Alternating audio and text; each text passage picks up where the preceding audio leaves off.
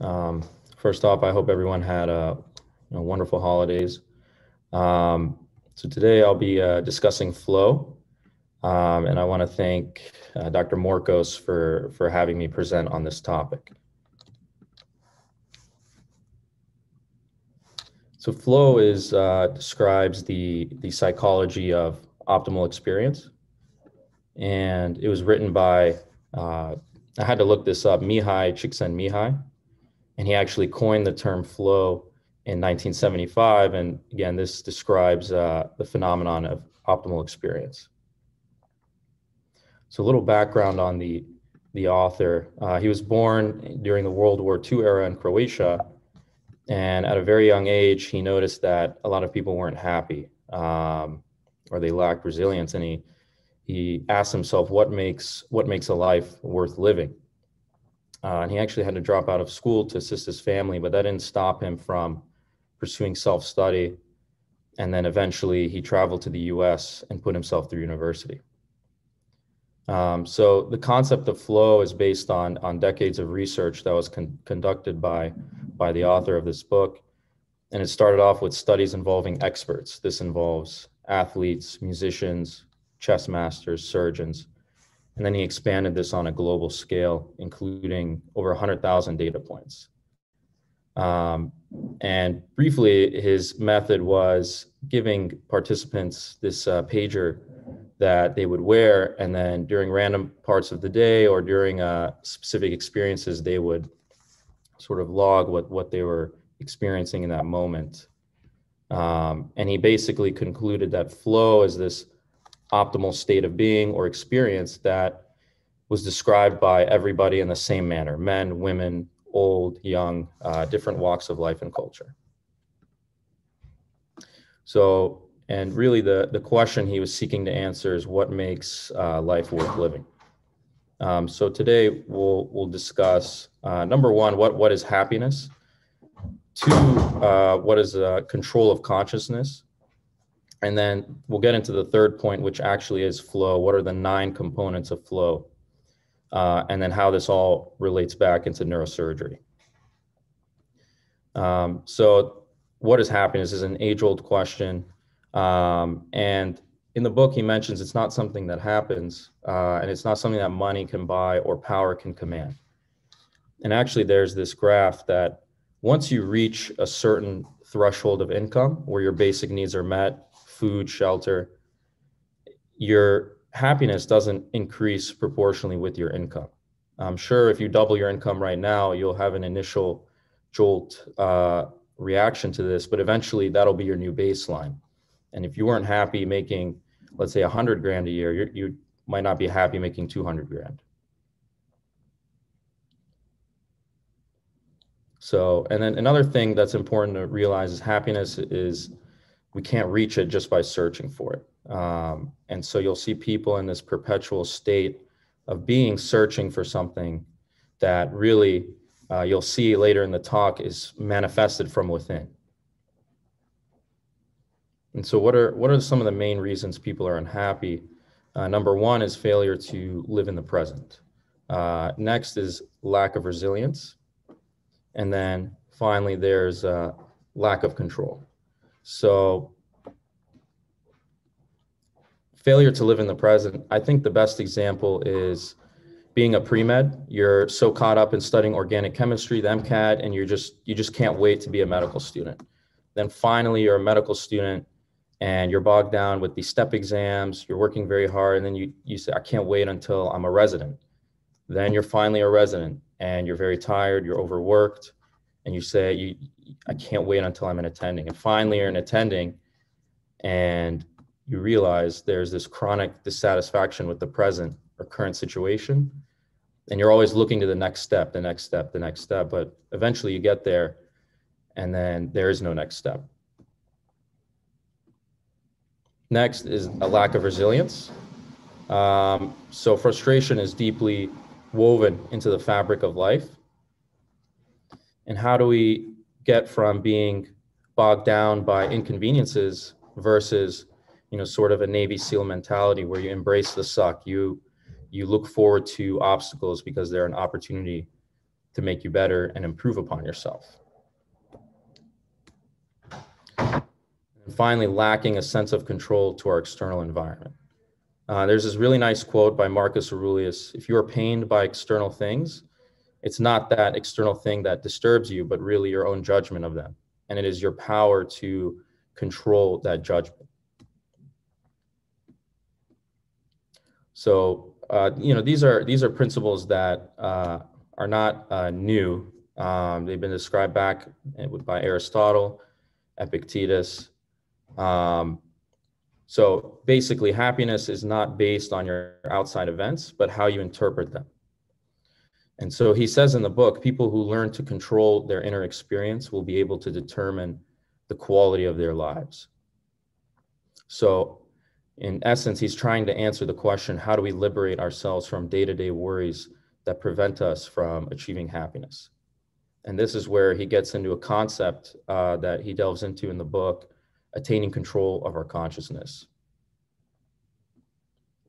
So consciousness is the result of biologic processes, and the function is to take information from the outside as well as the inside of an organism in such a way that it can be acted upon by us. And functionally, it's independent of the objective environment. And the interesting thing about consciousness is that it can actually invent information that objectively did not exist before, and this is where we come up with theories. So what he goes on to say in the book is that we can make ourselves happy or miserable by changing the context of consciousness. And this is completely irrespective of the external event. So this is, think of somebody who's a glass half full versus a glass half empty personality. This trait has underpinnings based on genetics, personality. And so some people are better at just viewing things in a better light than others, but this is something that he argues can be practiced and learned over time. So by selectively focusing on specific information, we use attention to determine what appears in consciousness. So this includes outside information as well as certain thoughts or feelings from within. And he goes on to say that attention is something we control. So once we selectively focus on certain information, get a grasp of this, we're able to effectively control our consciousness or state of being. And so by learning how to focus on things that help us, we can modify our perception and then go on from there to interpret this information in a way that, again, can lead us to achieve happiness. And specifically, these are things that align with our goals and are congruent with our sense of self. And once we do all of that, we can experience an order of consciousness.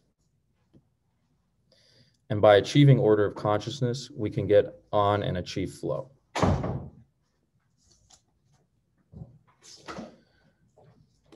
So we've discussed briefly happiness. We've discussed control of consciousness, and now we can kind of get into actually what is flow. Now, the exact definition of flow, and again, this was termed by Mihai Csikszentmihalyi, is that you're in an optimal state of being. You're in an optimal experience, and this is when you are so involved in an activity that nothing else seems to matter. You don't even register the outside events. An example of this is when you're playing sports or when you were a young kid playing outside, time seemed to pass by effortlessly, and the next thing you know, the day is over. So this is sort of that concept. And there are 9 components to flow that he describes in the book. The first one is clarity of purpose, then clear feedback. The third is balance between challenge and skill. Fourth is focus, then concentration, then clarity of action / sense of control. And lastly, we have loss of self-consciousness, transformation of time, and then finally the autotalk experience. And I'm going to break down all of these. So the first one is clarity of purpose. And this basically refers to a task that has clearly defined goals. For example, a tumor, the goal of surgery is to resect the tumor. If there's an aneurysm, the goal is to clip or embolize the aneurysm. There's acute spinal cord compression, the goal is to decompress. So again, it's clarity of purpose. It's very clear what our goal is, and ultimately we're doing the right thing for the patient. The second is clear feedback, and this is describes where you're living in the moment, and for every move there's immediate feedback. And what this means is that you are constantly aware of everything going on around you in the OR. You know the status of the patient. You are very intimately aware of the stage of operation, how far you've come along, and how much is remaining in the surgery. The third component is looking at balance between challenge and skill. And I think this is one of the most important concepts that he touches upon. So balancing challenge and skill, and this is a figure from the book. So on the x-axis we have skills, and then on the y we have challenges. So the main idea is trying to maintain this flow channel, to be in this flow state. So your skills should always try to match the challenge at hand. If you have very low skill and try to do, let's say, a very complex or challenging surgery, you're going to have a lot of anxiety, low confidence. You're not going to be sure of yourself. It's just beyond your scope. On the other end of the spectrum, if you're performing a very routine task, whereas you're very highly skilled, that's where boredom sets in. And you're not going to be very engaged. This is not activity that's stimulating enough. So really, it's finding this sweet spot, which is represented by the flow channel, that you find an activity that's challenging enough that matches your skill set. And constantly, you're moving in between these realms. And so when you start to get into the boredom realm, you can up the challenge to get back into the flow channel, and vice versa. If you're moving too quickly, you can dial it back to, again, maintain yourself in that flow channel. The next fourth component is focus. And this is where your action and awareness merge, and there's this harmony between you, the surgeon, and then the surgical instruments. And this is something Dr. Morkos likes to mention, economy of motion, where every movement you make is purposeful, meaning there's no waste. And these surgical instruments serve as an extension of yourself in achieving your goal, whether it be tumor resection or what have you. Next is concentration. And I think this is also one of the more important components of flow. And this is where you're so involved in the experience, whether it be a surgery or you're playing sports, that outside factors have no interference. And this, a lot of people ask, people who aren't surgeons ask surgeons, how do you do these 10, 12-hour cases? How are you not hungry? How are you not fatigued? And simply, you're just so involved in the task that you don't even register these sensations. And a lot of times it's not until you scrub out, then you realize, wow, you're starving, or you could, pass out from being so tired. Another thing is distractions in the OR are also not registered. People walking in and out, sideline chats, you just don't register them. Next is clarity of action. And this is sort of goes back to challenge versus skills. Here, you're not worried about failing. You've experienced, let's say it's a specific surgical case that you've done many times in the past.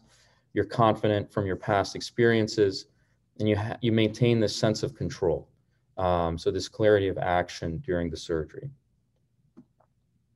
Now we're moving on to the final three components here of flow. Number 7, loss of self-consciousness.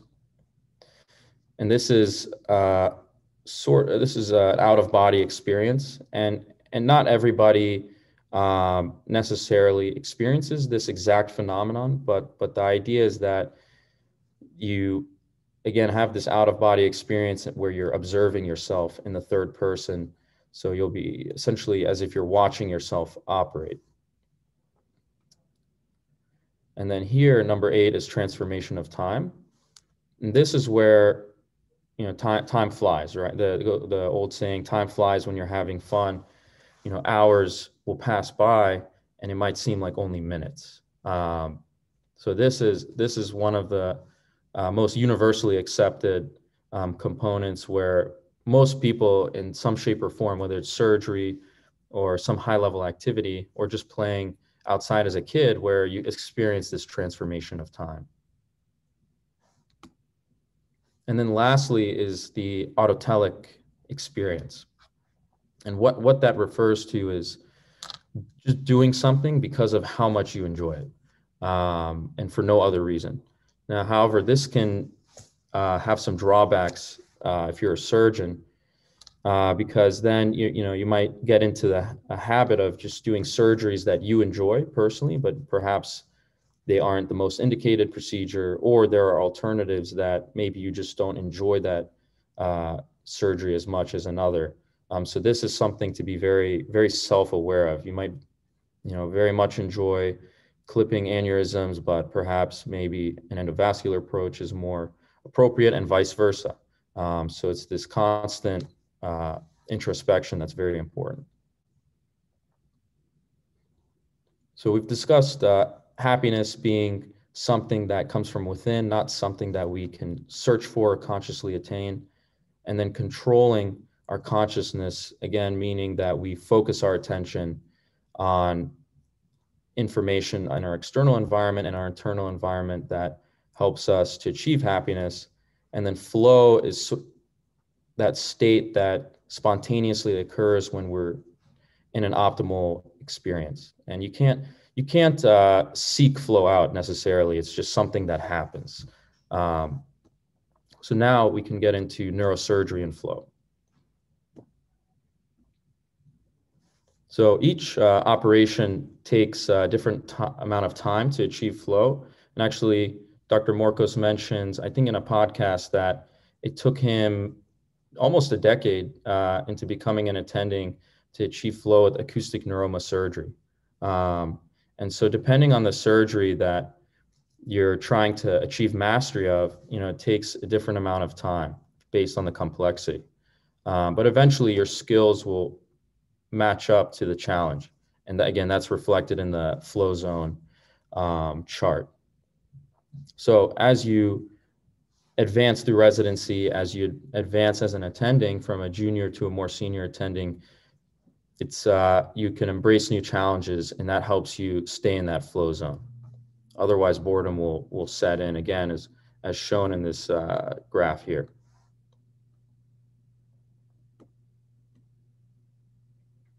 And so what about for residents just starting out? The most important thing is deep observation and constant analysis. So for me, for example, when I'm closing, I'm paying attention to how the needle holder is being held, the depth, the distance, the technique of each bite. And then Dr. Morcos mentioned, again, in a podcast, that he would watch Dr. Harros apply an aneurysm clip and ask, why did he hold the applier in that way? So I think it's very important to deeply observe and examine. And Socrates has a nice quote: "The unexamined life is not worth living." And here's another quote: "We have 2 ears and 1 mouth so that we can listen twice as much as we speak." So how do we get to the peak of the flow channel here? And it's obviously not so easy. You have to constantly be self-critiquing yourself. And again, Dr. Morcos mentions no task is too small for self-criticism. Very important to review surgical footage and replay operations in your mind at the end of the day. Constantly be asking yourself, why did I do it this way? Is there another way? Was this reviewing a mistake that was perhaps made, or a complication, and how that can be avoided? And then just rehearsing this over and over and over again, that this process, what I've heard from attendings, it just continues on well after residency. Again, complication avoidance, asking yourself the reason for each step. And then another important thing is innovation. And this can be anything. This can be developing a new surgical technique. This could be in the realm of research, developing new ideas and approaches. All of these things serve to essentially spice things up and keep yourself engaged and trying to advance the field forward. And that's the big plus of academic medicine. And then essentially you have an awareness of your awareness, and this kind of gets into the whole field of metacognition, awareness of your own thinking and your thought processes. And then there's the importance of learning from our masters. And so here are several giants of neurosurgery. We have Majid Sami, De Oliveira, and Al Roten here. And these are all quotes that Dr. Morcos has used to describe these gentlemen: the man with the Midas touch, the brain whisperer, a messiah of sorts. So mentorship is exceptionally important here. And there's a really nice neurosurgical atlas talk that I would recommend everyone take a look at, where we have our very own Dr. Harros and Dr. Morcos, and along with Dr. Robert Spetzler, and they're all chatting about mentorship in neurosurgery and essentially achieving mastery in neurosurgery, and what does that take? And Dr. Morcos actually gets into flow in this talk, where he delves again into the 9 components. So in summary, happiness has much more to do with how we perceive our environment than it does objective external factors. I think this is a very important factor here. So, there are certain individuals who he mentions are very reactionary to their environment. They're not able to sort of keep their cool.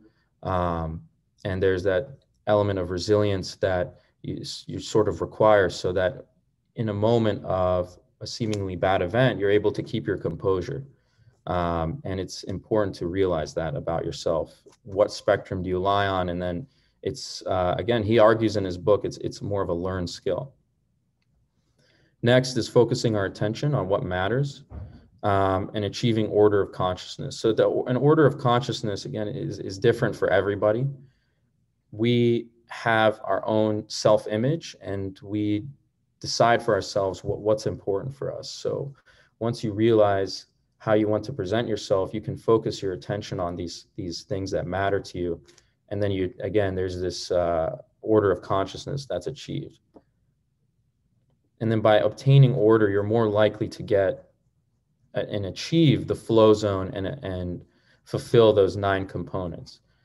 And again, it's not like you're just checking off each component and then suddenly you're in flow. It's more of a spontaneous thing that occurs. And then how do we maintain ourselves in that flow channel? How do you stop from getting bored? We as humans are, especially folks in medicine, and especially more so in neurosurgery, are very goal-oriented, very much so questioning the status quo. So I think, especially in neurosurgery, it's easier to stay in this flow channel because you're constantly doing cases, you're questioning yourself and learning from prior cases. And then there's a very strong element of mentorship in the field of neurosurgery. So you always have the masters to look up to and learn from. And that concludes my talk.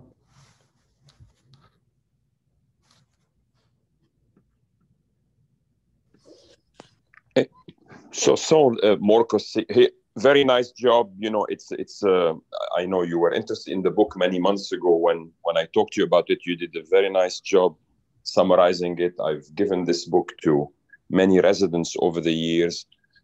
It's abstract. I'm sure, I don't know how much people got out of it at 7 a.m. But very nice job. And the main point is, it's not a self-help thing, it's something you live, and it's interesting to talk about in groups when we discuss those things, so that each of those like 9 components sink in and are appreciated. Very, very nice job, and I'm glad it kind of hit the fiber with you at the beginning of your career. Yeah, thank you so much. Yeah, the way this all started, I think we were at the graduation party back in June, and I approached Dr. Morcos and I said, you know, what do you recommend? And he recommended this book, and then that's how we're here. That's how I'm here giving this talk.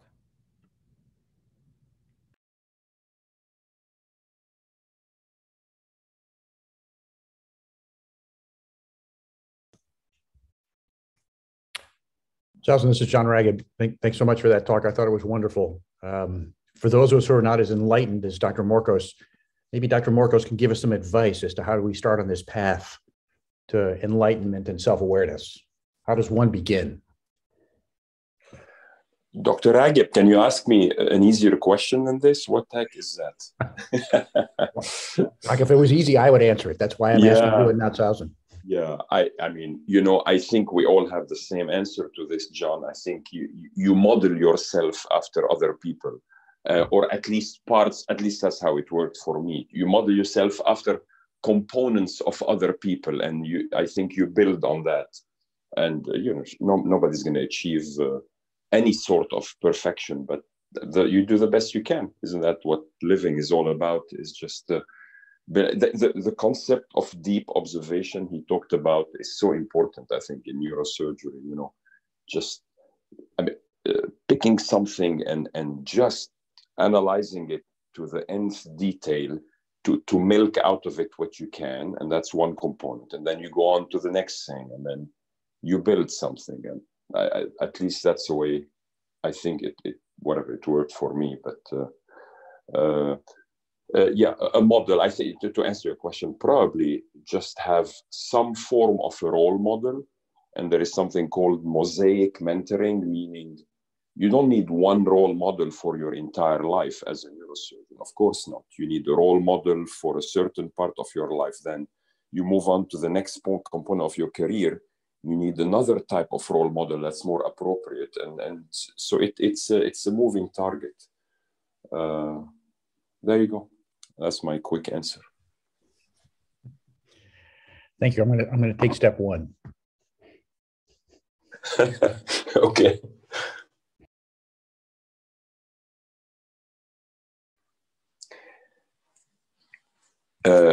Well, I think then, listen, so again, thank you very much for summarizing this lovely book. Again, I highly recommend it to residents if you haven't read it. And I think we're ready for David to do the next half hour. And David's going to review microvascular decompression, history, results, and perhaps some controversies. It's a big topic, but he's going to try to squeeze it in all in 30 minutes.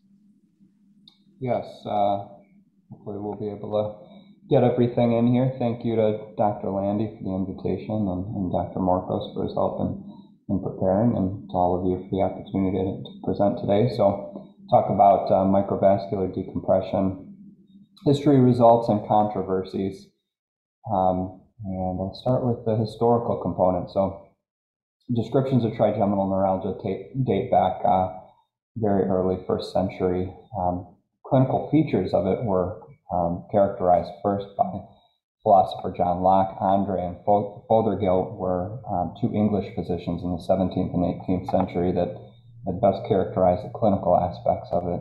It's called tic douloureux, neuralgia epileptiform, or the suicide disease, because it was just so debilitating. And early operative procedures included a variety of neurectomy and neurolytic procedures.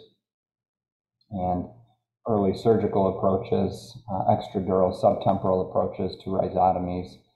And these were successful for providing more long-term relief than prior treatments, but they were also associated with significant morbidity as well, and mortality in some cases. And so neurosurgeons and clinicians at the time accepted that trade-off because it was such a debilitating disease. And then early in the 20th century, Walter Dandy better characterized some of the pathologic mechanisms, neurovascular compression.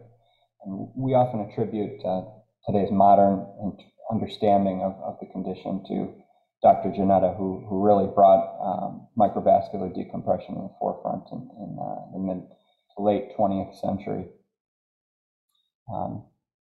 But Dr. Dandy was the first in the 20th century and the first well-known neurosurgeon to really characterize the condition and section the trigeminal nerve for relief of trigeminal pain. And this is actually Harvey Cushing's early drawing of neurectomy via an extradural approach. And you can see the extreme approaches that they took to the Decompression ganglion. And they amassed a pretty large patient population. And Dr. Dandy here, this is a drawing from one of his textbooks that he was one of the first to propose a posterior fossa operative corridor. And this is pictures of sectioning and disturbing, neurolysing the nerve.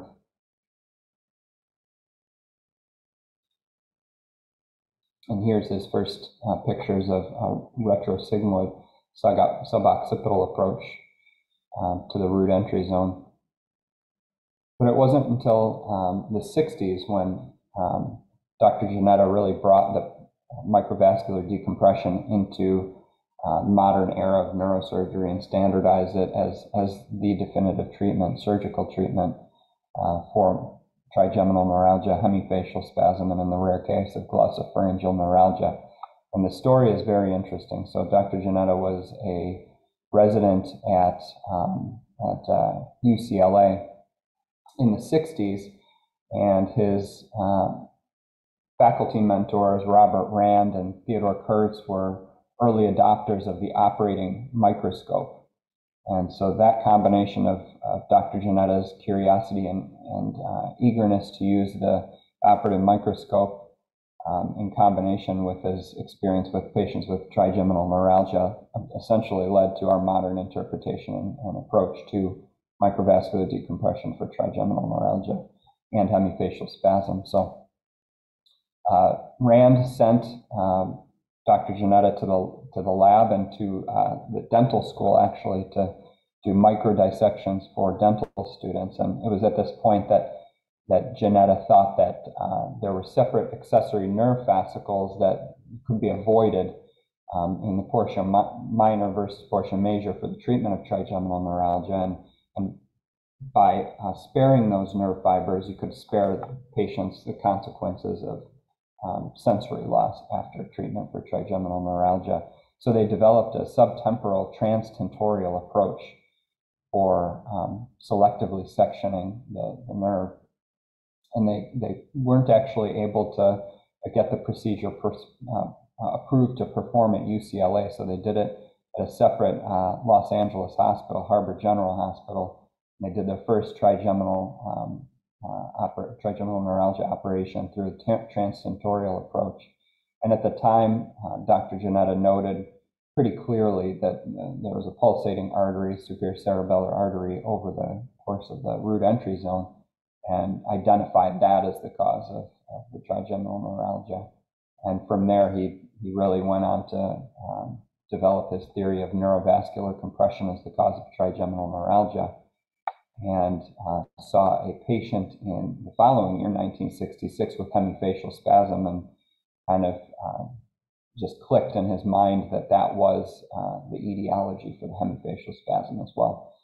So they developed a posterior fossa approach in combination with using the operative microscope, and treated a few successive patients, but the general neurosurgical community were not early adopters of his theories or this approach to the operation. So it's Dr. Janetta's persistence in actually his senior residency that led to the development of the MVD with the operating microscope. And after he graduated, he immediately took up a position as chair of the section of neurosurgery at Louisiana State University. and had started to grow his case series, and they went from doing the operation via a sitting approach to a more standard lateral approach that is more commonly used now, and you can see that here. These are images from his early publications of case series.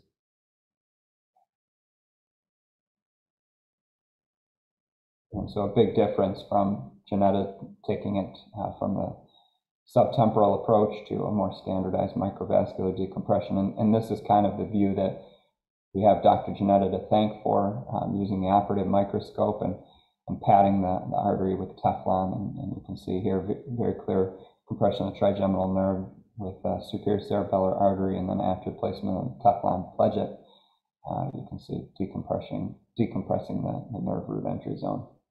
And so his legacy and contribution, to sum up the historical discussion of microvascular decompression, he wasn't really the first person to characterize the clinical condition or even suggest that vascular compression is an etiology. That was Dandy. But he really brought microvascular decompression and the theory and the concept and the standard treatment into the modern era with a combination of microdissection and use of the operative microscope. Now I'll move into a discussion of clinical results from microvascular decompression, but want to segue a little bit into modern understanding of the pathophysiology to best understand treatment and treatment options and what works best for patients with trigeminal neuralgia and other vascular compressive phenomena. So the modern understanding is that there's converging evidence demyelination of the transition zone occurs as a result of compression from a blood vessel or a tumor. And so at the entrance of the trigeminal nerve or facial nerve into the brainstem, you have a transition from Schwann cell myelin sheath to central myelin, which is provided by oligodendroglia. And compression here results in damage to the myelin,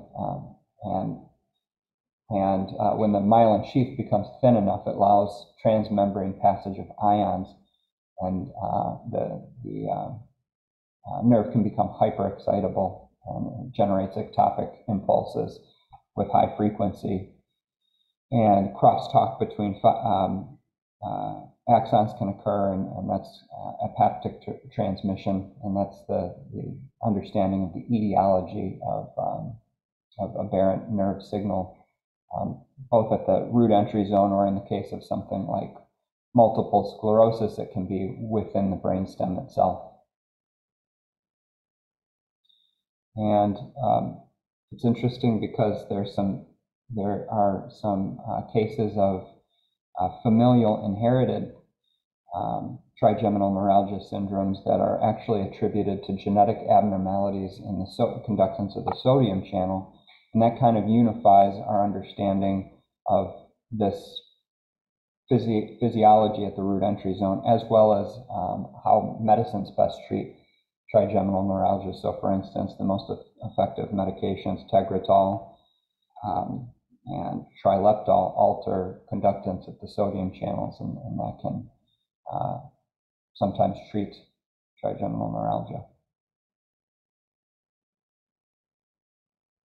And so here are the classic cranial nerve compression syndromes. Trigeminal neuralgia is caused by superior cerebellar artery compression. Hemifacial spasm is caused by AICA compression of the facial nerve, and then more rare pathology, including pica compression of the 9 and 10 complex, or even more rare than that is nervus intermedius neuralgia.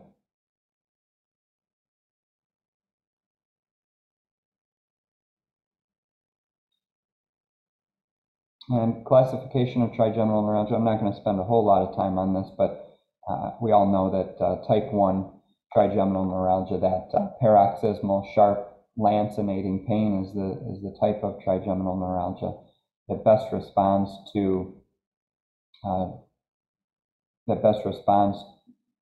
microvascular decompression. But there's a whole host of different Types of trigeminal neuralgia. So when the paroxysmal lancenating electric type pain is responsible for more than 50% of the symptoms, that's typical type 1 trigeminal neuralgia.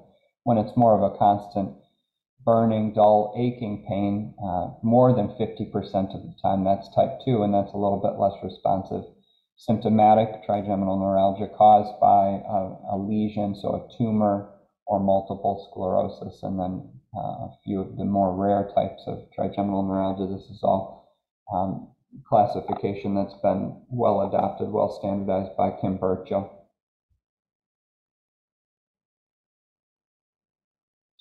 And so treatment options, again, just as a broad overview, I'll discuss surgical results in a little bit more depth, but as we all know, there's a variety of treatment options. Medical, so Tegretol or Trileptal tend to be the most commonly used first-line medications, and in some cases predictive of relief via microvascular decompression.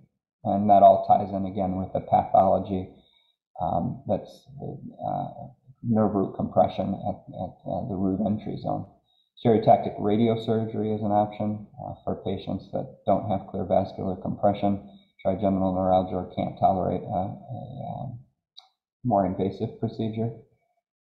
Percutaneous rhizotomy, and then there's a host of those: glycerol ablation, alcohol ablation, balloon compression, or radio frequency ablation. So other than medical and microvascular decompression, these other procedures are all ablative in nature. They're destructive in nature, and they come with a set of side effects as well. So the efficacy tends to be a little bit less than what's achieved with microvascular decompression, in particular when there's a clear vessel conflict at the root entry zone. And so some of the side effects of the destructive procedures, as you can imagine, include a host of things that involve sensory deficits. The most feared is with something like radiofrequency ablation and anesthesia dolorosa, which is a combination of sensory loss and severe aching, pain in the distribution of the ablated nerve root. And that can be very, very difficult to treat, treatment resistant, and as you can imagine, not necessarily a consequence of microvascular decompression, where the treatment doesn't ablate or destroy the nerve in any way.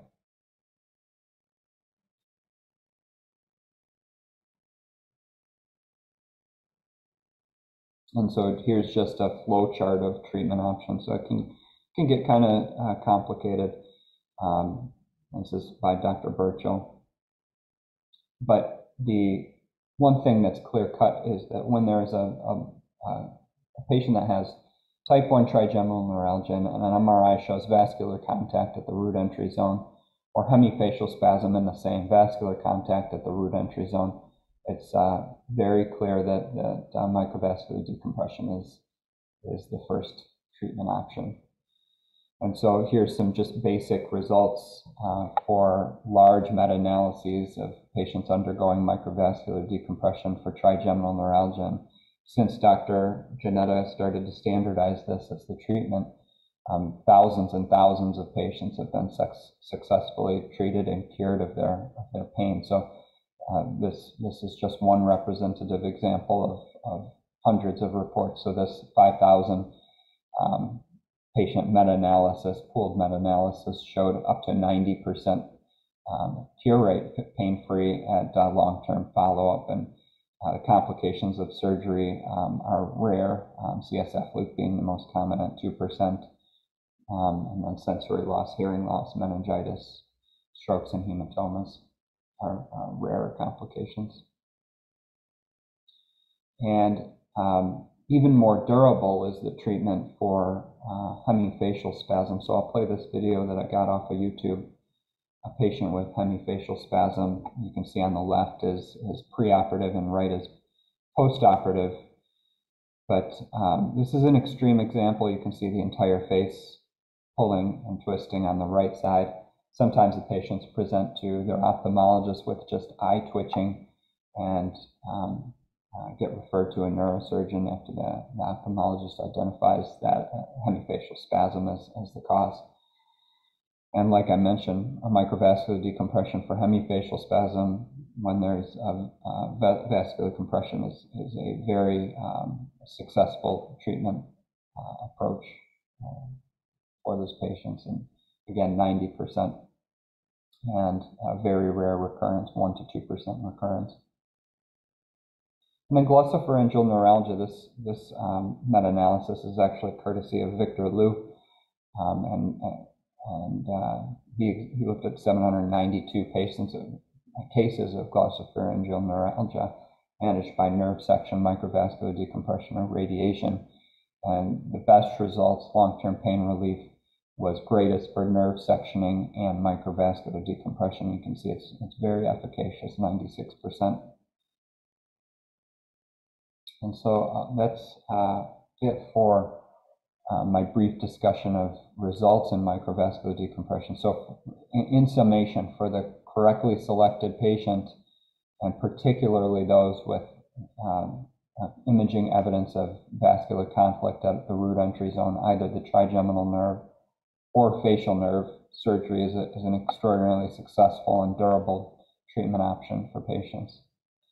And move into some of the controversies and questions that still get discussed about microvascular decompression in today's day and era. And so some things that I've put together. So venous compression is a point of discussion. Can venous compression cause trigeminal neuralgia or hemifacial spasm? Can the superior petrossal vein or branches be safely sacrificed during surgery?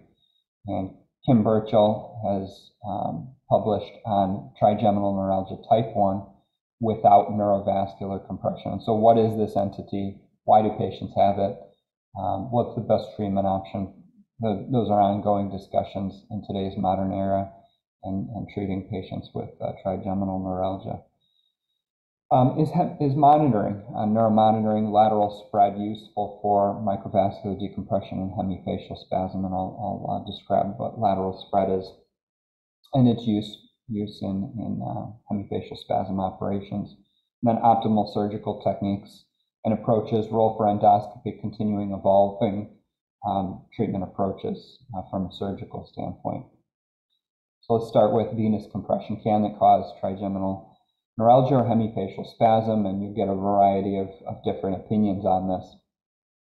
And it tends to be a polarizing topic.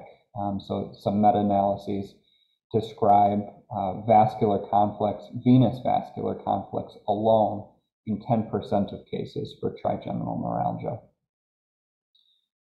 Very rare for hemifacial spasm and also for glossopharyngeal neuralgia. And then the other question is how successful are you in treating trigeminal neuralgia or hemifacial spasm when you only find venous compression at the root entry zone? And it seems in reviewing some of these articles and meta-analyses, there's a pretty heavy observer bias in terms of the surgeon describing what's seen at the root entry zone, whether it's arterial compression, venous compression, a combination of both, the degree of exploration around the nerve root, the size of the veins involved. So it really ends up being a spectrum. But I think you can ask Dr. Morkos on his opinion, but it seems in my reading and understanding of literature and experience with microvascular decompression that true trigeminal neuralgia in particular and hemifacial spasm is an even more extreme example, very rarely caused by solely a vein. But here's a good example of intraoperative imaging that kind of shows that it can be caused by venous compression. So you can see the superior petrossal vein and a pontine vein crossing right over the trigeminal nerve and the root entry zone. And you can clearly see that when this vein was moved away or sacrificed in this case, that there's physical damage to the trigeminal nerve at that location. So it's theoretically possible. Then another point of discussion, can superior petrossal vein or the branches safely be sacrificed during surgery? And this is a topic that applies both for microvascular decompression, for hemifacial spasm and trigeminal neuralgia, but also for tumor operations or cases of other pathology that you're treating at the brainstem and root entry zones causing trigeminal neuralgia. And again, a variety of thoughts on this, but some reports describe up to 30% risk of having a serious side effect from taking a vein. And I think the current thinking and reports in the literature is that for microvascular decompression, it's very rare to need to sacrifice a vein, particularly the superior petrossal vein, the main venous complex, in order to achieve the goals of surgery and decompress the root entry zone. But there are cases where people take it and complications range from what's reported as less than 1% all the way up again to like 30%, so very high. Dr. Hiros, I've seen reports that he's published that in cases of normal anatomy, so for microvascular decompression, that the surrounding venous structures are more than able to supply the need of venous drainage, and so perhaps a little bit less consequential, as opposed to like a tumor case causing secondary trigeminal neuralgia, where the venous outflow is abnormal and compressed from the tumor to begin with, and taking a large vein complex or the superior petrossal vein itself can be much more consequential in those cases. But here's some of the reports. I'm sure this is kind of small to read, but ranging from less severe side effects to death and complications, hemorrhagic, non-hemorrhagic complications, venous infarction of the cerebellum, sigmoid thrombosis, brainstem cerebellar edema, hydrocephalus. Peduncular hallucinosis is an interesting one, but that shows up more than in a single case series or something like that. It's actually fairly commonly reported, at least in series report talking about sacrificing veins. Hearing loss, facial nerve palsy, coma, and death. This, I'll move on to type 1 trigeminal neuralgia without neurovascular compression. This is an interesting entity, and as our understanding of the pathophysiology and genetics of trigeminal neuralgia evolve, this entity might provide some key insight. So it might be that that patients are simply susceptible to trigeminal neuralgia, and for one reason or another, maybe it's related to the genetics of ion channels at the root entry zone, or hyperexcitability of nerves, or underlying conditions that lead to trigeminal neuralgia without clear neurovascular compression. And treatment of these patients tends to be more challenging because microvascular decompression isn't as efficacious.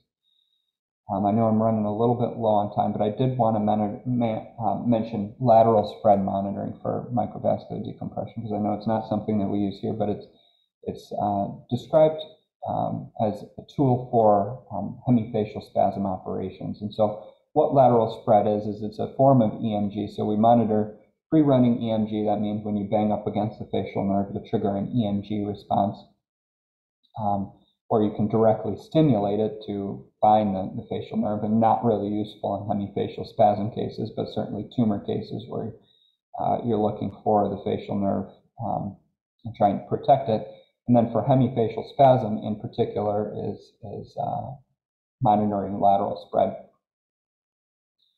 And so what lateral spread response is, it corresponds to the fact that in hemifacial spasm, stimulation of one branch of the facial nerve produces an EMG response, not only in the branch subserved by that nerve, but also accessory branches. And this is a result of that ephaptic transmission at the lesion site.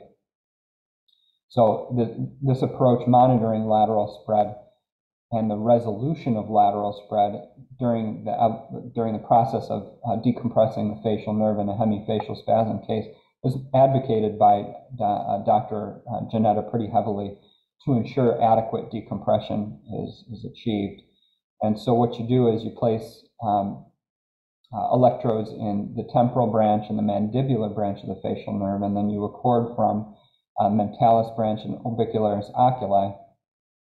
And as you proceed with the operation, what you can see is at the top here, stimulation of the zygomatic branch or the mandibular branch produces this apaptic response in orbicularis.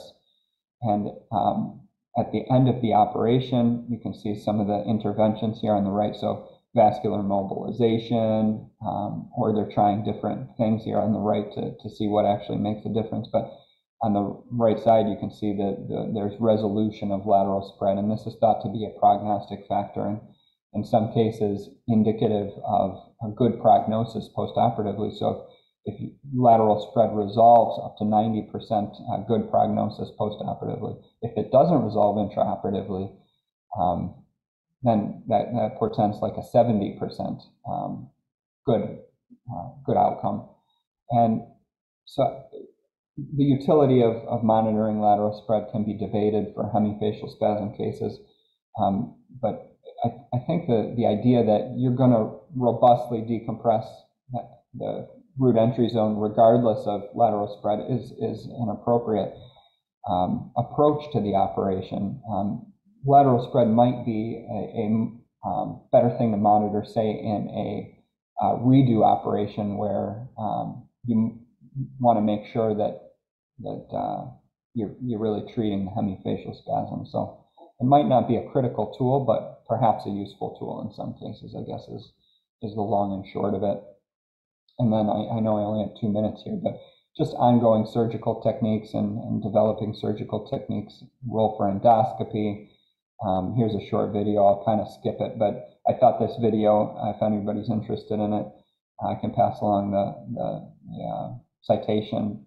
You can see a little bit more limited surgical maneuverability, but good results from a more minimally invasive approach. And then something like Dr. Morkos's approach to vertebrobasilar dolichoectasia, where there's massive neurovascular compression from dolichoectatic arteries at the root entry zone, requires novel surgical approaches. So this is a short video of his sling technique, which is pretty awesome. We've done a couple of cases this year to mobilize the vertebral artery away from the root entry zone. And yeah, so that's kind of taking it from the history and background of what is truly a severe and debilitating disease in the case of trigeminal neuralgia and also hemifacial spasm, and Dr. Janetta's contribution to the current and modern understanding, and where we stand today with pathophysiology and novel treatment approaches such as vertebral artery sling. So I know I'm short on time. I'm happy to take any questions if there's any time remaining, or if anyone wants to reach out separately. Thank you very much. Thanks, David, for packing all this material in half an hour and doing it last minute. I know you only had about 10 days to prepare for this. Thanks a lot. Very nicely done. It's a huge topic, of course. Thanks. Very good. Okay, well, yeah, this is Dalton Dietrich. David, thank you very much. I really enjoyed that presentation. Artificial intelligence, how much does artificial intelligence enter into your surgical practice? David?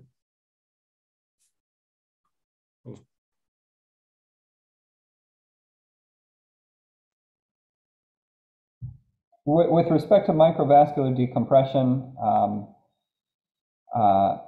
I'm not sure how much it's played a role in that field in particular. Microvascular decompression tends to be it's a more physical vascular compression of the root entry zone. Perhaps AI will play a role in understanding the pathophysiology and best treatment approaches in the future, particularly for patients without clear-cut vascular compression at the root entry zone. Perhaps a role there in identifying patients that are appropriate for novel treatment approaches.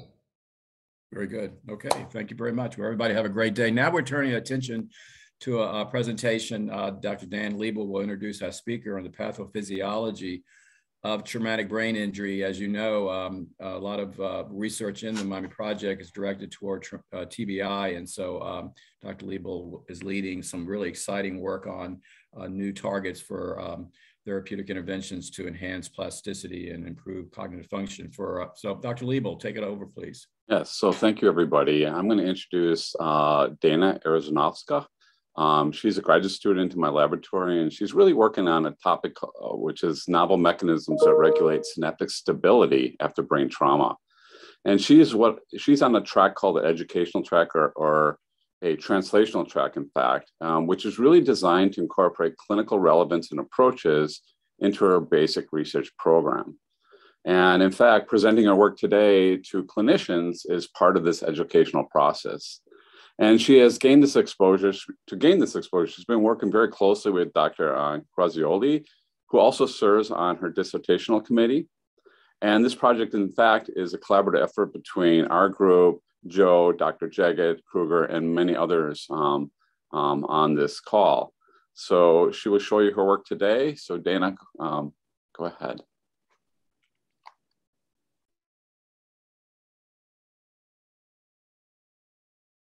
Hi, everyone. So good morning. Thanks so much for having me here. I'm excited to present this to you today. So as Dan said, I'm a graduate student. I'm in my third year here, and today I'll be talking about my project that's really focusing on the role of De-Serine in causing synaptic damage, as well as cognitive dysfunction after brain trauma. So traumatic brain injury can occur through many different ways, including direct mechanical impacts to the head, rapid acceleration and deceleration, as well as shock waves, which are most common in military settings. And it's estimated that there's almost 70 million cases of TBI that occur worldwide each year, resulting in over 2.5 million visits to the emergency department, almost 300,000 hospitalizations, and over 56,000 deaths in the US alone each year. And TBIs are most common in young children and elderly populations, where they most commonly occur due to falls. And they're also common in young adults due to motor vehicle accidents.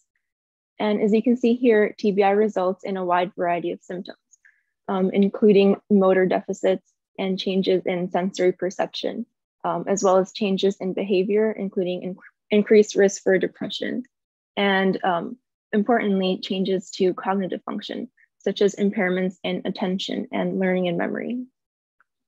So underlying these diverse symptoms are also many diverse molecular mechanisms of injury, where we can really split this into two separate injury phases that we call the primary injury phase and the secondary injury phase.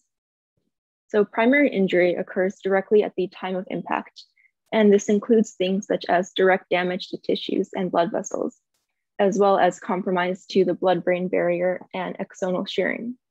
But in terms of therapeutically treating TBI, there's really little that can be done to target this primary injury phase. And it's really more about preventing the TBI from even occurring. So when we're talking about therapeutically targeting TBI, we're really referring to the secondary injury phase, which can occur in the seconds and minutes after primary injury, as well as more prolonged in days, weeks, or even months and years after the initial impact. And this includes things such as ischemia and edema, excitotoxicity due to excessive glutamate release, which can then lead to mitochondrial damage and oxidative stress. And this can lead to reactive gliosis and synaptic damage. And in addition to this chronic nature of secondary injury, it's important to note that secondary injury can occur at sites distant from the injury epicenter. So this can cause very progressive damage that is conserved across various injury types. So when patients are admitted to the hospital following a severe TBI, the standard treatments are really focused at supporting survival past the first few weeks of injury. And this is achieved by monitoring and characterizing patients based on various factors, such as ICP and brain oxygenation, where treatments are really aimed at maintaining homeostasis of the brain. However, beyond trying to minimize the secondary damage, to just promote survival, there are really few standard treatments that are aimed at trying to specifically target these secondary mechanisms that I talked about to really promote recovery. And that's something that we're interested in our lab, is to better understand these secondary mechanisms, to try to lead to more targeted treatments to really promote neuroprotection and regeneration and optimize patient recovery. So as I said before, there are many different pathways leading to this long-term damage after injury. And this involves non-inflammatory pathways, which refer to the direct mechanical damage caused by the insult, as well as production of reactive oxygen species that can damage cells. And then there's also inflammatory processes, which refer more to the response of the nervous system to injury. And this can involve things such as infiltration of peripheral immune cells into the brain, as well as activation of resident immune cells, such as microglia and astrocyte cells, which I'm really interested in my work. And through these different pathways, this can result in neuronal death, where there's loss of cells, as well as synaptic damage, which I'm going to be focusing on today. And when we talk about synaptic damage, we're really referring to changes in brain circuitry that are independent of cell losses. And I just wanted to talk a little bit about the molecular mechanisms underlying some of these synaptic elements, in particular learning and memory, which is one of the most commonly affected aspects of cognition following a TBI. So what's really important here is the synaptic connection between presynaptic and postsynaptic neurons, where presynaptic neurons can release neurotransmitters onto postsynaptic receptors to facilitate normal synaptic signaling. And the main receptors that underlie learning and memory in particular are these NMDA receptors, which are unique in that they require binding of their agonist glutamate in addition to binding of a coagonist, such as glycine or De-Serine. And De-Serine is really the predominant coagonist in areas like the hippocampus that underlie learning and memory. So when both of these conditions are met, this leads to increases in calcium inside the cell, which can lead to many positive changes, such as long-term potentiation and changes in gene expression that can lead to the formation of new memories and enhanced synaptic plasticity. However, too much calcium entry can also lead to excitotoxicity, as is the case after injury. So this can really lead to cellular stress and cell death. So these NMD receptors have been heavily studied in traumatic brain injury, and a lot of preclinical and clinical trials in the early 2000s have focused on inhibiting NMD receptors. However, a lot of these studies found that in TBI patients, NMD receptor inhibition could even exacerbate damage further. And this is in large part due to the therapeutic effects of NMD receptors as well, where NMD receptors are really important for normal learning and memory and can promote cell survival, in addition to excitotoxic processes after injury. So what we're really interested in our lab is, rather than directly targeting glutamate, we're interested in this coagonist called De-Serine. And by targeting this coagonist, we are aiming to modulate the activity of NMD receptors without fully ablating their function.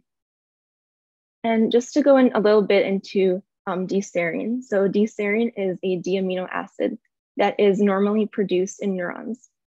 So it's synthesized by this enzyme called serine racemase, and it can then be released via amino acid transporters at synaptic sites, where it can bind NMD receptors and facilitate normal synaptic plasticity. And in addition to the pre and postsynaptic neuron, astrocytes, which are an important glial cell type, also make contact with synapses. And they're under normal physiological conditions. They are important for maintaining homeostasis, where they can uptake extracellular De-Serine and degrade it. However, what we've seen in our lab is that under injury conditions, astrocytes become reactive and begin to express serine racemase and can therefore synthesize De-Serine. So this leads to our hypothesis that the hyperactivation of NMD receptors by glial De-Serine can cause synaptic and cognitive damage after injury. So in order to study this in our lab, we use a controlled cortical impact, or CCI model, where a mouse is placed in a stereotactic apparatus and a highly pressurized piston is used to deliver a blow to the intact dura. And this results in a highly reproducible injury, which you can see here results in severe damage to cortical tissue. And however, the underlying hippocampus will remain intact. So when we quantified the number of neurons in the hippocampus, we saw no differences between the sham condition and the injured condition shown in black. However, we did see a significant reduction in the number of synapses, implying that there is no cell loss in our model. However, the circuitry is disrupted, resulting in global changes in synaptic function. So to study the effects of these synaptic changes on a functional level, we use a fear conditioning paradigm in which a mouse is placed in a context such as this cage, and it receives an auditory stimulus followed by a foot shock. And then 24 hours later, the mouse is placed back in the same context, and we measure the percent freezing, where a higher percent freezing would correspond to enhanced learning and memory, since freezing is this fear-based response.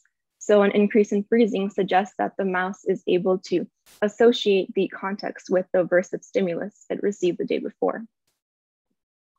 And when we looked at the percent freezing, we can see significant reductions in the mice after injury when exposed both to the same context as well as the auditory cue, suggesting that they have deficits in learning and memory following our injury. So as I said before, we're really interested in the role of De-Serine in causing these cognitive deficits. And so in order to study De-Serine, we can use serine racemase as a proxy. And serine racemase is the enzyme that can synthesize De-Serine. So if serine racemase is expressed in cells, this means that they are able to synthesize and release De-Serine. So we can see here in the first row that serine racemase is expressed in this neuronal layer of the hippocampus. So this is under normal physiological conditions where neurons express serine racemase and synthesize De-Serine. And we can see minimal expression of astrocyte and microglia cells in these sham conditions. However, on this bottom row here, this is at a 3-day time point after injury. And we see that serine racemase is no longer contained only to this neuronal level, but has a more diffuse expression pattern. And we also see increased expression of astrocytes and microglia cells. And when looking at their colocalization, we can see that astrocytes express levels of De-Serine, and microglia can also express serine racemase, suggesting that these cells can synthesize De-Serine after injury. And so to study this further, specifically in microglia cells, we use a genetically modified mouse model in which the gene encoding serine racemase can be conditionally ablated under 2 different genetic promoters that are specific to microglia cells. So this can result in the ablation of serine racemase specifically in microglia. And we first wanted to look at the role of this microglial De-Serine in learning and memory. So again, we use the fear conditioning assay, where we see that in control mice, there is a significant reduction in freezing corresponding to less learning and memory after injury. But in our genetically modified mice, which cannot produce De-Serine in microglia cells, we see a rescue of this learning and memory, suggesting that microglial De-Serine is in fact implicated in cognitive damage after injury. So since we see this on a genetic level, we wanted to take a more translational approach by looking at whether pharmacologically inhibiting De-Serine release can improve functional outcomes as well.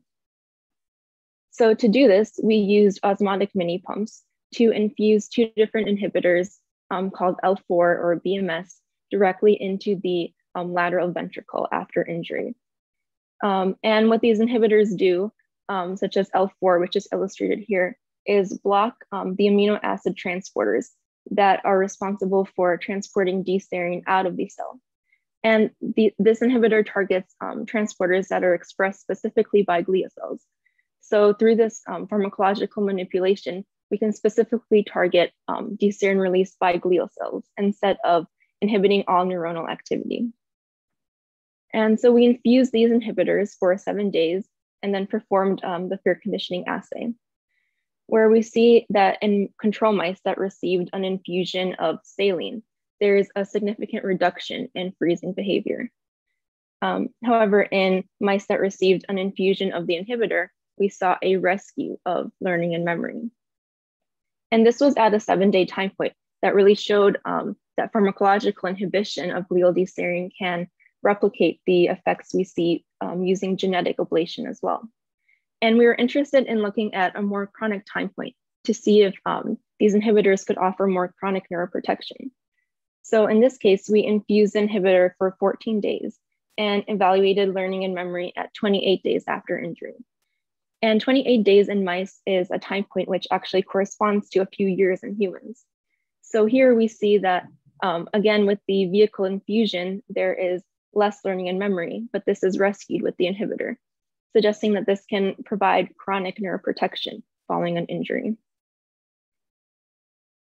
So to begin to look at this on a molecular level, we use this Golgi stain, which is a silver-based stain that can stain neurons, as well as allow us to visualize individual dendritic spines on neurons. And these dendritic spines represent the postsynaptic component, which can receive synaptic inputs. So we're interested in the amount of dendritic spines, as more dendritic spines suggest more synaptic connections and therefore enhance learning and memory. And we're also interested in characterizing their shapes, where we're focused on these mature mushroom-shaped spines, which represent mature connections which can receive many synaptic inputs. And we're also interested in these thin spines, which are a hallmark of degenerating spines and are usually upregulated after injury. So here we wanted to see how these different morphologies correspond to cognitive function. So this graph is showing the relationship between the amount of mushroom-shaped spines, which are these mature spines, and the percent freezing as a measure of learning and memory. And we see that as there are more mushroom-shaped spines, there's a greater percent of freezing, suggesting that these are positively correlated to learning and memory. But then when we look at the percentage of thin spines, we see the opposite relationship, where a higher percentage of thin spines corresponds to less freezing. So these degenerating spines are inversely related to learning and memory. And so to begin looking at this in our injury model, we first quantified the spine density in control mice, as shown here. And we can see that at 7 days after injury, there's a significant reduction in the spine density in control mice, suggesting that there are less stable synaptic connections. And we also see changes in the morphology, where there's a significant reduction in the mature mushroom-shaped spines, as shown here, and a significant increase in the thin degenerating spines. And this is saying that there's less spines in general, and out of those remaining spines, less of them are forming actual mature connections. And when we looked at this in our mutant mice, in which serine racemase is ablated in microglia cells, we saw a complete rescue of both the spine density and the spine morphology. So this is showing that microglial De-Serine is really contributing to this synaptic damage that we see after injury. So to again look at this from a more translational perspective, we wanted to see whether our pharmacological inhibitors had the same effects, where we do see that, again, we see a significant reduction in spine density in our control vehicle infused mice, which is rescued with the inhibitor, as shown in blue. And we see a similar rescue of mushroom-shaped spines and thin spines. And this data here is from 7 days after injury. And looking at this at a 28-day time point, we also see significant protection of spine density, once again showing that this pharmacological inhibitor can provide chronic neuroprotection in our model. So just to summarize everything that I've been over so far, in sham or in normal healthy conditions, serine racemase is expressed predominantly by neurons. So this is the enzyme that will synthesize De-Serine. So neurons are synthesizing De-Serine and releasing it at synaptic sites, where the De-Serine can bind NMD receptors and facilitate synaptic plasticity and learning and memory. And microglia and astrocyte cells in particular under normal conditions play a homeostatic role where astrocytes can break down and degrade extra cellular De-Serine. However, in our injury model, we see that serine racemase is downregulated in neurons, and it's instead expressed by microglia and astrocyte cells. So this is showing that these glia cells can synthesize De-Serine and release it through these amino acid transporters, which we see that by pharmacologically blocking, we can mimic the protective effects of genetically ablating serine racemase expression. And we hypothesized that this glial De-Serine is hyperactivating extrasynaptic NMD receptors, which I'm kind of looking into in my work now, looking at specific subunits of NMD receptors that are expressed extrasynaptically and seeing if De-Serine is in fact creating synaptic damage through these receptors. So while we show this all in our animal model, the next step that we're interested in is seeing if these key aspects of De-Serine-induced pathology are present in human TBI patients as well. So we've been collaborating with Dr. Joe Gracioli and Dr. Jonathan Jagid and the whole neurotrauma team here to obtain tissues from patients that are undergoing surgery for a TBI. And we've been collecting these tissues from acutely injured perilesional tissue to really look at whether our proteins of interest are expressed in humans as well. So of course, everything I've shown so far has been focused on the hippocampus, but we know that in humans, we'll see a diverse range of injuries where many of the tissues we receive are from different cortical regions. So first, we wanted to see whether what we see in the hippocampus can be applied to other brain areas as well. So we looked at expression of serine racemase in the perilegional cortex in our mouse model. And as you can see here, this is the contralateral side versus the ipsilateral side to the injury. And we can see increased expression of glia cells such as astrocytes and microglia on the ipsilateral side. And when looking at serine racemase expression, we do see this upregulation of serine racemase in both astrocytes and microglia, suggesting that what we see in the hippocampus can be applied to cortical regions as well. And so before I get into this human data, I just wanted to explain how this graph is organized. So here, all the way on the left, we have our control patients shown in white. And these are samples obtained from patients that have undergone sudden cardiac arrest in the absence of any known CNS comorbidities. And then next, we have graphed all of our TBI patients where the patients are color-coded based on the severity of the TBI. So here you can see red represents a severe TBI, blue represents a moderate TBI, and yellow represents a mild TBI. And the shapes represent the time from admittance to hospital to surgery. So patients that were admitted to surgery in less than a day are shown as circles, whereas patients that were admitted over a day are illustrated in squares. And then here we also have them graphed based on the region that the tissue was obtained from.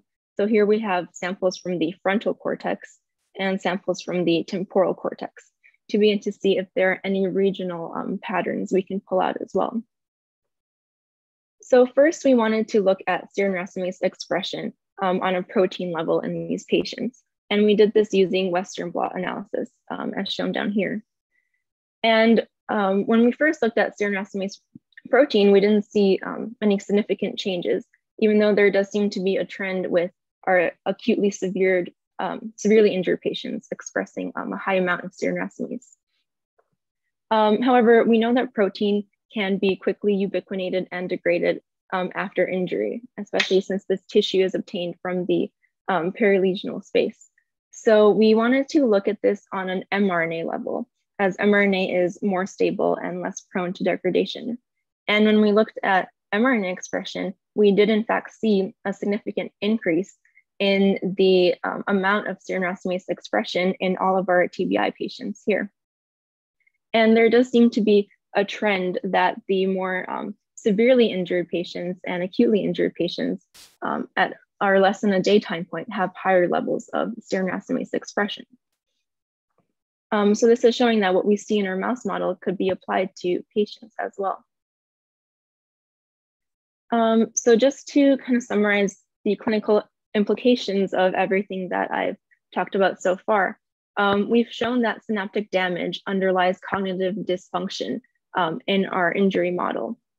And we implicate glial De-Serine in the synaptic damage. Interestingly, we see an upregulation of serum racemase, which is the enzyme that synthesizes De-Serine in our human TBI patients, suggesting that what we see in our mouse model can be extended to TBI patients as well. And using two different methods, genetic ablation and pharmacological inhibition of both glial De-Serine synthesis as well as glial De-Serine release, we see that we can rescue learning and memory. So what we're really interested in looking at with some of our future studies is looking further into the pharmacokinetics and toxicity of this L4 inhibitor, as well as other analogs of the L4 inhibitor, to really investigate the therapeutic potential of this inhibitor in TBI. And we're also interested in looking at some of the downstream mechanisms of glial De-Serine. For example, looking at various subunits of NMD receptors that could be targeted by the De-Serine to try to identify a better understanding of the molecular mechanisms underpinning this cognitive dysfunction and identify more targets for neuroprotection after injury. So with that, I would like to thank everyone in my lab, particularly Dan for all his support and all of our technicians. We couldn't have done any of these experiments without. And I'd like to thank the entire Department of Neurosurgery, in particular, Dr. Grazioli for working so closely with me. And thank you everyone for listening, and I'll be happy to take any questions.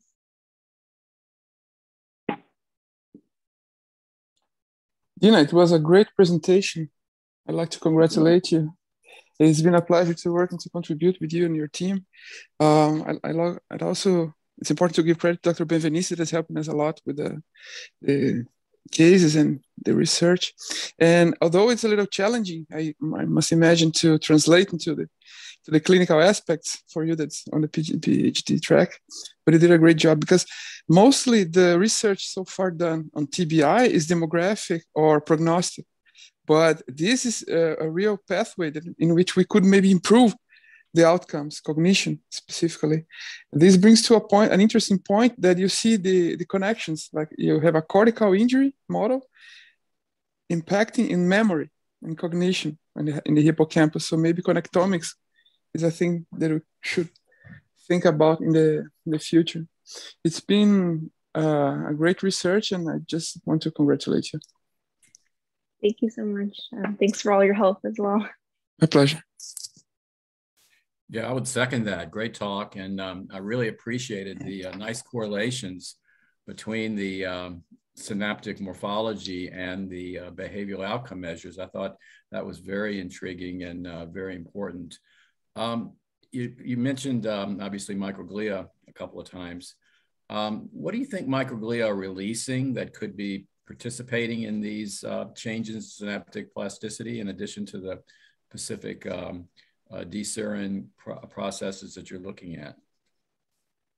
Yeah, so in addition to the De-Serine, we're also interested in microglial pruning responses and how it also might be related to De-Serine, actually. So there's this novel receptor that I'm looking at in my work called GPR56, which is responsible for pruning damaged synapses. So these are synapses that are expressing phosphatidylserine, an apoptotic marker. And what is interesting that I've seen so far is that in the microglial knockout mice, there is actually a downregulation of this receptor.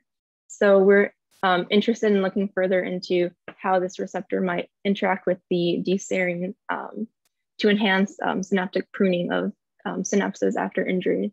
That's kind of one mechanism of the microglial response that I'm looking at, and also looking at some of the complement components that are involved after injury. And it also seems that maybe in the absence of De-Serine, there is also less expression of complement protein, specifically C1q. So we're looking at all of those interactions moving forward. Very good. You know, it's always challenging when you move into clinical materials, and when in our papers we get many times the questions regarding our control tissue. And I was surprised that you mentioned your control tissues from cardiac arrest patients. So are these patients that passed away and you took the tissue, or you know, the rest? Obviously the TBI tissue is from, isn't it from living patients? So I was just questioning that. Oh yeah, sorry. So the control tissues are actually commercially available tissues. So they're not from obtained from our hospital, but they are from people that have undergone sudden cardiac arrest. So it's all from postmortem tissue, but harvested as quickly as possible. Yeah, it's not an ideal comparison. Yeah. But how about the TBI patient? That's not necessarily from, isn't that from Dr. Joe? I mean, isn't it from subjects where you're taking some of the tissue out to decompress, or some process like that, or what? That's a great point, Dr. Dietrich. Yeah, exactly. So the best controls we could find is this, that in fact, a patient that expired due to non-neurologic causes. And you were making a very good point, because it's not, we're not sampling this, it doesn't represent exactly anatomically or topographically where the samples were taken from the real TBI patients. So there could be some room there for changes, which on the bright side could be actually a good point, because if we would compare with the specific anatomical location, would be maybe even more striking, the findings that we're having. And so answering the second part of your question, so the samples are typically pericontusional tissue. Mm-hmm. It's like patients that undergo decompressions or any surgical intervention, penetrating injury, or CSF leak repair with contusions and bleeding. So, but yes, patients that underwent any craniotomy for traumatic brain injury, so the tissue that had to be resected, so the pericontusional areas mostly. Thank you. Just something that we run into with our control tissues, the review. Right. And I just wanted to question that. So that's good. But you know, trying to relate it to clinical tissue is just outstanding, and that's exactly, we need more and more of those types of research. And again, congratulations on your very translational programs. It's very exciting. Thank you.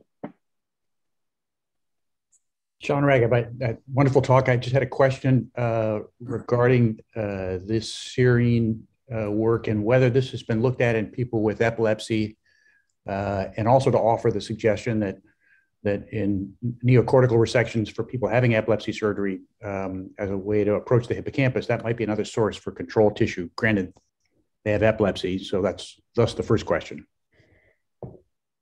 Yeah, it has been looked at in epilepsy more neuronally than in glial cells, but there have been changes in serine racemase expression in neurons. So in the case of epilepsy, would be more expression in neurons, leading to this kind of overexcitability. But yeah, in terms of glial De-Serine, I don't think it's been looked at in epilepsy. That's a great point, John. I mean, so maybe John Raggett, if there's a possibility of getting pediatric tissue, I think Dan and everyone of us are very interested in that. We're working with pediatrics right now on a new pediatric TBI study looking at biomarkers with the University of Florida. So in the future, getting human pediatric tissue would be interesting to look at. I think Dan would be excited about that as well. Yeah, I absolutely second that. It's very interesting, very exciting, and a very untapped area. Yeah, so. I think from the standpoint of serving the children with epilepsy as well, I think the understanding what happens to these serine receptors would be of great importance, because I suspect you're going to find a parallel phenomenon occurring in chronic epilepsy as a model of brain injury. So I'd be happy to discuss it further with you. Sounds great. Thank you. Fantastic. Yeah, post-traumatic epilepsy is an area that some of us have investigated. So this would be very interesting to some of our research questions. Great. Fantastic. Any other questions from the group, please? Comments? Okay. Thank you very much, Dina. Appreciate your presentation. Thank you so much. Thanks for getting Thanks up for early. having me. Give a great presentation. Okay, take care. Everyone have a great day. Bye-bye.